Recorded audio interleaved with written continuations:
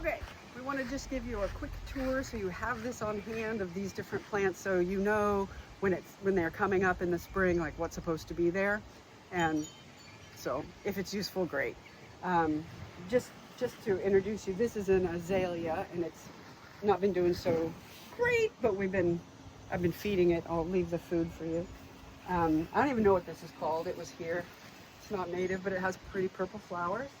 In this bed, we have the daffodils that bloom in the spring, and then we have to tie them up once they go all over and start to die. And then eventually I'll just, they'll die and you just move them, the dead stuff. And then we have phlox in here.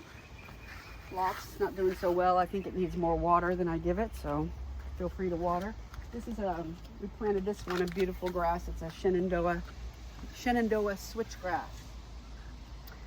We've got the herbs here, which you probably know herbs, but this is lavender obviously, but then we've got thyme and basil and parsley and chives and sage and oregano, so you can feel free to plant whatever you like there. And then in these two front gardens, these are new that we just planted. These are all native plants.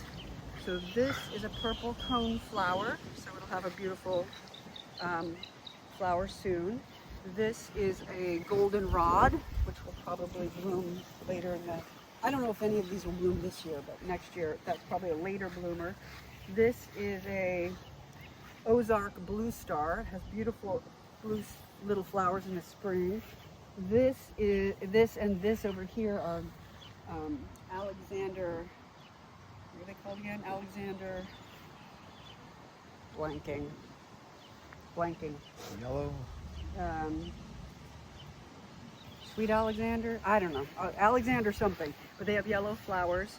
Here's another purple cone flower. This is a great blue lobelia, so these will have beautiful blue flowers.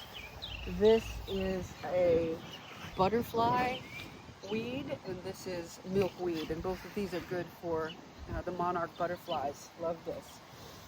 And so moving on to this front planter, this is low bush blueberry. There's actually some blueberries on it. I also feed this one, and I'll leave the feed. There's this Canadian columbine. Back here are these three little, these are new, and I failed to write down their names. They're like a black-eyed Susan almost. They'll have some yellow flowers, these three. And then columbine. We got two kinds of asters, Radin's favorites and Drummond's, but these are native asters. They'll bloom beautiful in the fall, beautiful blue, purpley blue flowers. This is field pussy toes, which makes a nice ground cover, and it has these beautiful puffy white flowers that looks like cat toes, so it's called pussy toes. But it has a specific butterfly that needs to eat that. And this is lupin, wild lupin, and it has beautiful purple flowers in the spring, early spring. Back in there, there's some more milkweed. And then we've got scarlet bee balm woven in through here. You recognize it because it's got this square, feels like a square stem, because it looks like, its leaves look like a lot of other weeds, but I always tell what it is by the stem, and it'll work its way through everything, so you kind of have to pull it. If it's getting involved in other plants, you kind of pull it out, but it goes everywhere, and it has a beautiful red flower in the summer. And then moving along. Okay, all right, so these planters, starting over here, this is milkweed. This is milkweed for the butterflies, the monarchs and everything. We have, this is not a native one, but it was here when we got here. It's candied tuft, and it's has nice white flowers in the spring that have gone past. In here, mixing in here, we've got echinacea, which is coneflower, and also scarlet bee balm. So I think this is echinacea, and then the scarlet bee balm, you can always tell by the square stem. And here's the flowers, pretty red flower scarlet.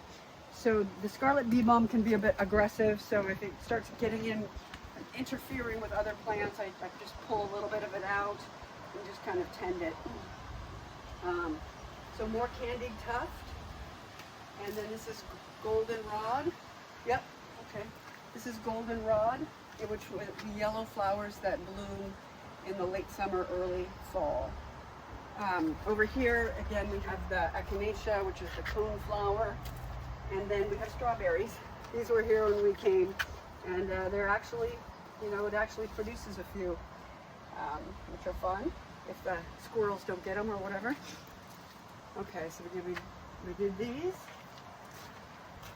Moving along, I think this stuff is echinacea, but it's not going up like it used to, which is odd. But maybe the goldenrod is just interfering with it. I don't know. This is sedum. It's a nice ground cover. It looks almost like cactus, and that should spread more. This is oak leaf hydrangea. This is the first year it's bloomed for us. Late spring, beautiful. This is a woodland phlox, and it has nice flowers too, and hopefully it will spread more. This is false Solomon seal. It looks a little stressed because we moved it, and so hopefully it will survive. It's got nice leaves, and then in the early spring it has these little upside down yellow flowers, really pretty. So this is all Solomon seal. This is a early meadow rue. I just love this delicate little leaves. This is called fairy wand. There's 3 of them. I grow up with these silly flowers. And then this is a coral bell with the red purpley leaves, coral bells. And this is a blue stem goldenrod, so related to the yellow one up there, but yeah, it's never flowered for us yet, so we'll see if it grows. This is a bottle brush buckeye, and it is should have these, you know, pretty bottle brush looking flowers eventually, and it should get big. We bought it to try to fill out the area, so hopefully that survives. These are 3 asters here. They haven't bloomed for us yet, but hopefully in the fall usually is when asters bloom. This is a spice bush, which is another native shrub. Should get bigger. It had stem broken, so we made it a little splint, and I'm giving it some support, and I think you can probably take this off at the end of the summer, or it's probably good now. It looks nice and healthy, so hopefully that one will get bigger. Spice bush. This one is the wine berry, so it'll be nice berries, late summer, I guess, or summertime. And you can take it out if it bothers you or if it gets too aggressive. I try to keep it a little contained here because I think it would take over the whole backyard.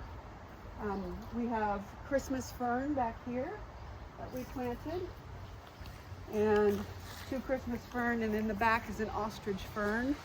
And ostrich ferns,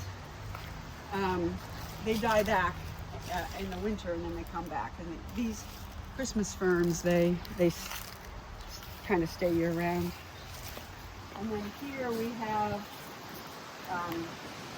wood aster. So these were just growing here, and we left them, and they bloom really nicely in the fall. They're really pretty. So wood aster.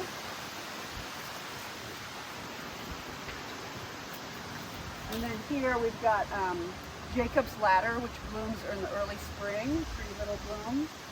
We have violet, a native violet. We have these leaves are, this is foam flower. It blooms early, and it should spread. It was bigger. I don't know. It didn't come back so well this year. More Jacob's ladder, and violet, and Christmas fern. And then I don't know what else to say. We've got obviously Freya and Merlin, big beautiful oaks. I don't know that they know what their names are, so you can name them whatever you want. And the maple. And we feed the birds, and you'll get so many. If you want to feed the birds, you'll get a lot of different birds that come, which is fun. Anything else? Hopefully this will help. At least you know what's supposed to be here when this starts to grow in. You can identify it. All right.